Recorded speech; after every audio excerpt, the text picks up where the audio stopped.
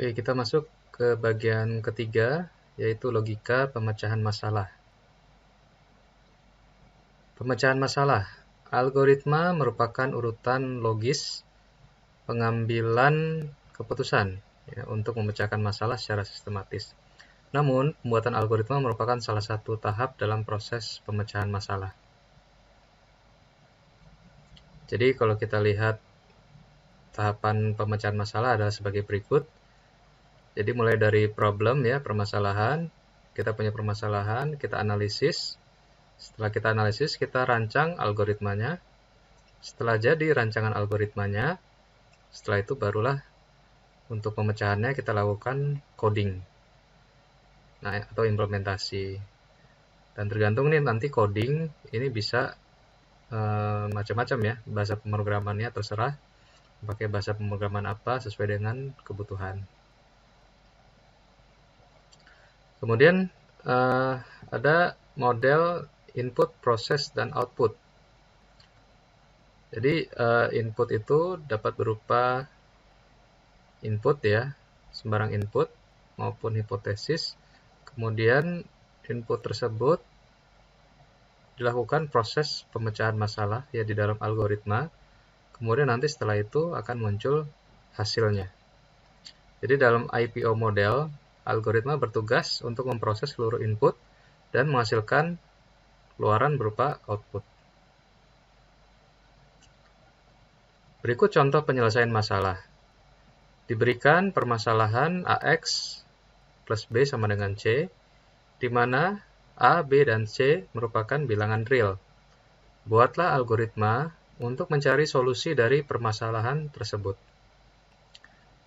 Nah, di sini kita lihat solusi yang diminta adalah nilai dari X. Nah, apa yang menjadi input? Yaitu parameter nilai dari A, B, dan C. Bagaimana mengubah input menjadi output? Nah, berarti kita harus tahu dulu nih berapa nilai A, B, C. Dan tergantung nilai A-nya. Kenapa tergantung nilai A? Kan ini kalau kita ubah, X ini akan menjadi ya kalau diubah jadi apa persamaannya, berarti kan X sama dengan C min B dibagi A. Itu ya, X sama dengan C min B dibagi A.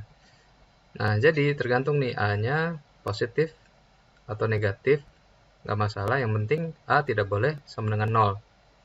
Nah, kalau A sama dengan 0, hasilnya apa? Tergantung, nanti C min B-nya itu 0 atau tidak 0. Kalau 0 per 0, ya, 0 per 0 hasilnya tak berhingga. Tapi kalau C min B-nya tidak 0, A-nya 0, berarti hasilnya tak terdefinisi. Nah, selain keduanya berarti bisa kita hitung nih X-nya berapa. Gitu ya. Nah, jadi dari sini kita bisa susun algoritma sebagai berikut ya, kita bisa rancang. Yang pertama, langkah pertama, dapatkan nilai A. Ya, setelah itu kita dapatkan nilai B, dapatkan nilai C. Ini maksudnya dapatkan nilai itu input nilai A, input nilai B, input nilai C. Nah, setelah itu kita hitung nilai X.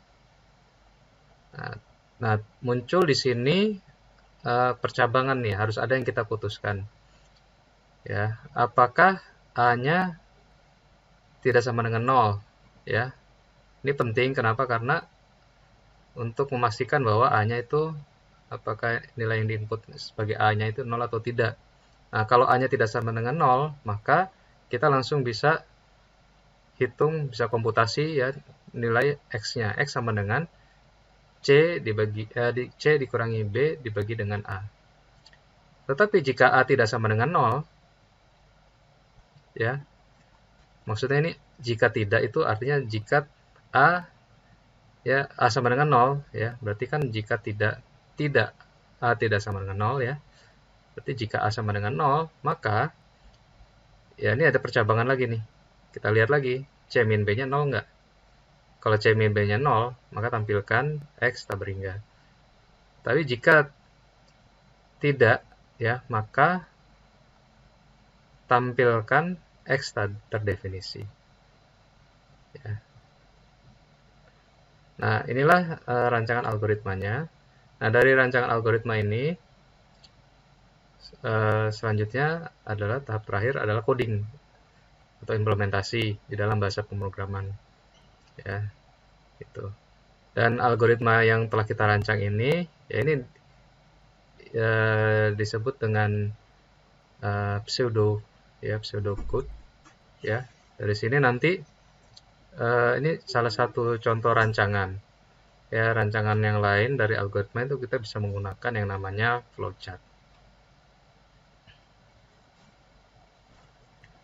Baiklah, sekarang kita masuk ke diskusi yang ketiga. Carilah contoh permasalahan dalam aritmatika atau matematika. Ya, jadi permasalahannya bebas, namun terbatas pada perhitungan aritmatika.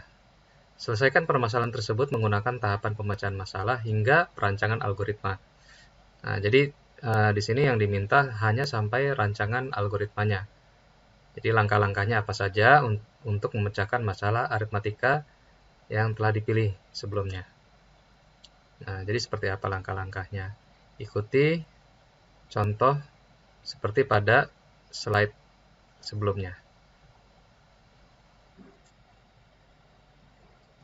Pada pertemuan kali ini, kita telah mempelajari apa itu algoritma, program, dan beberapa terminologi dalam algoritma dan pemrograman lainnya. Selain itu, kita juga telah mempelajari sejarah bahasa pemrograman dan logika pemecahan masalah.